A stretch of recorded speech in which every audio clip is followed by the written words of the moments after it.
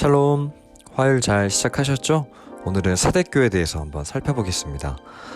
사대는 당시 사치와 부여의 대명사였던 도시였는데요. 지역 최대의 금맥이 흐르고 있는 금 생산지였다고 합니다. 그래서 금과 관련해서 여러 제조업, 금화, 세공업 이런 게 발달했대요. 그래서 이 지역을 차지하기 위해서 여러 강대국들 간의 전쟁도 많았고요. 물론 굉장히 부유한 도시였긴 했지만 전쟁이 되게 많다 보니까 삶과 죽음의 기로에 많이 서잖아요. 그래서 종교에 대한 열망도 강했다고 합니다. 이런 상황 속에서 복음이 사대 안으로 들어왔고, 기존에 있었던 이방 종교, 또 세계관, 그런 현실적인 욕망 이런 것들이 막 뒤섞여 있었다고 합니다. 한마디로 정의하자면 혼합주의였던 거예요. 역사적으로도 이런 혼합주의적인 기독교가 사람을 모으는 데는 참 탁월했습니다. 그리고 이 도시에는 돈이 굉장히 많이 넘쳐 있으니까 활기도 있었지만, 반면에 쾌락, 또 향락 이런 것으로 흥청망청한 도시였던 것 같아요. 그런 불안정한 상황 속에서 그 두려움을 이 종교가 달래주고 있었던 겁니다. 이런 분위기가 그대로 교회에 들어왔고, 교회에 사람들이 몰려들어서 굉장히 활기를 띠고 있었던 것 같습니다. 요즘 말로 하면 부흥되고 있었다. 이런 시대에 사대교회를 향해 주님이 하신 말씀이에요. 교회가 겉으로는 사람도 많이 늘어나고 성장하는 것처럼 보이지만, 예수님은 이런 사대교회를 죽었다, 아주 냉정하게 판단하십니다. 생명이 없다. 인원도 많고 봉사도 막 많이 하고 사람도 북적거리는데 주님이 죽었다.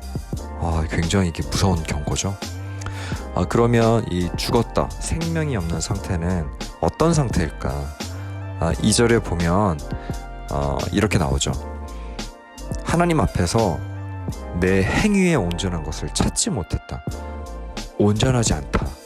이 온전하다라고 하는 단어가 헬라어로 플레로라고 하는데, 잔이나 그릇 안에 이렇게 채워져 있는 모습을 말합니다. 그런데 플레로하지 않다. 이 말은 형태는 갖춰져 있는데 속이 비었다는 거예요. 속빈 강정과도 같다. 종교의 행위는 있는데 마음의 중심이 없다는 겁니다. 네 행위를 들여다보니까 너는 지금 껍데기만 남았다, 이런 말씀인 거예요. 굉장히 저에게도 엄중한 경고로 다가왔습니다. 열심히 교회는 나가고 있지만 거기서 진짜 우리의 심지가 하나님을 향하고 있나? 이건 정말 2000년 후에 저희에게도 주시는 말씀 아닐까. 그리고 3절에 보면 생각하라고 하는 말이 나오는데요. 사실 이 기억해라, 이 말이 조금 더 정확한 번역인 것 같아요. 근데 뭘 기억하라고 기록하고 있죠? 복음을 어떻게 들었고 어떻게 받았나. 그러니까 이 말씀은 사대교회 사람들의 그 마음의 상태를 하나님이 한번 점검해 보라. 왜냐하면 지금 이 시대도 사대교회와 같은 모습이 정말 많지 않을까요? 이건 나 자신에게도 적용되는 말인 것 같아요. 그리스도인이라고 하지만 그리스도의 능력은 없어요. 살았다 하나 죽은 자. 지금 이 시대는 각자의 생각과 감정, 의견이 정말 중요한 시대를 살아갑니다. 하지만 사실 이 복음의 내용이라고 하는 게 인기가 있거나 대중적이거나 그런 내용이 아니잖아요. 예수님도 그 자신을 따르는 무리를 향해서 공중의 새도 깃들 집이 있고 여우도 굴이 있지만 인자는 머리 둘 곳이 없다.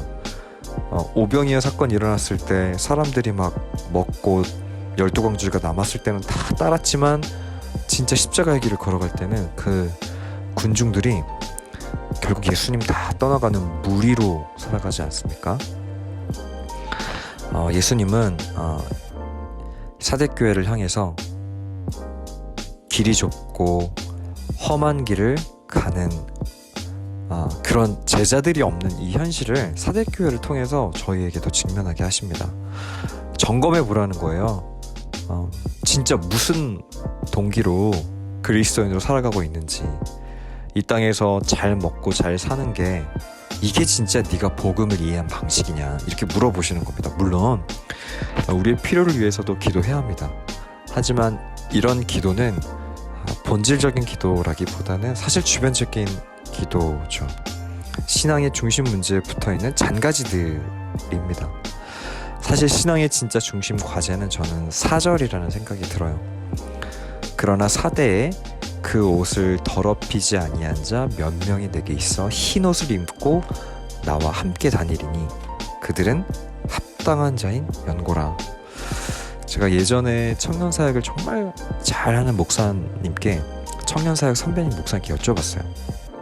목사님, 어떻게 목사님처럼 그렇게 하나님과 뜨겁게 교제할 수 있습니까?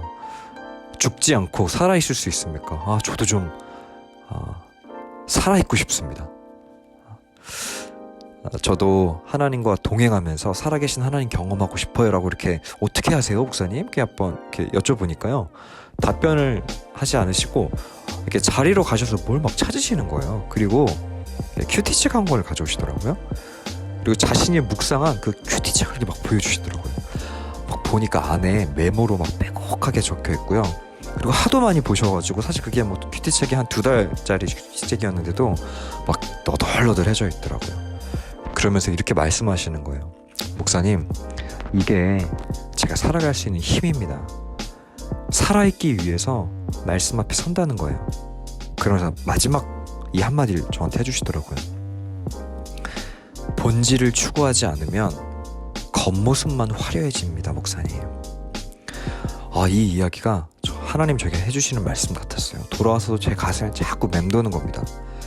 혹시 내 삶이 껍데기만 남은 거 아닌가?